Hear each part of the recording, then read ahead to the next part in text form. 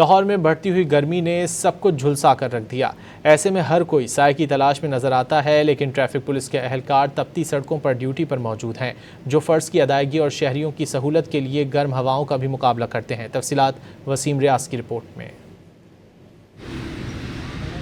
جھلسا دینے والی گرمی اور چلچلاتی دھوپ میں وردی پہن کر الرٹ کھڑے ہیں لاہور کے ٹریفک وارڈنز، جو سورج کی چبھتی شعاعوں اور آگ اگلتی سڑکوں پر اپنے فرائض سر انجام دینے میں مصروف ہیں۔ ٹریفک سگنل جہاں کوئی رکنا پسند نہیں کرتا، وہیں ہاتھ کے اشارے سے ٹریفک کنٹرول کرتے نظر آتے ہیں تاکہ شہریوں کو مشکلات نہ ہوں۔ شدید گرمی میں نو ڈاؤٹ ڈیوٹی کرنا بہت مشکل ہے، لیکن یہ ہمارے فرائض میں شامل ہے کہ ہم ڈیوٹی بڑے احسن طریقے سے سر انجام دے رہے ہیں۔ آپ دیکھ رہے ہیں کہ تمام ہمارے کولیگ جو وہ تمام چوکائے میں الرٹ ہیں اور ڈیوٹی سر انجام دے رہے ہیں۔ فرض کی ادائیگی میں موسم کی سختی برداشت کرنے والے ٹریفک وارڈنز کو محکمے کی طرف سے سہولیات تو دی جاتی ہیں، لیکن بعض اوقات لوگوں کے تلخ رویے انہیں زیادہ متاثر کرتے ہیں۔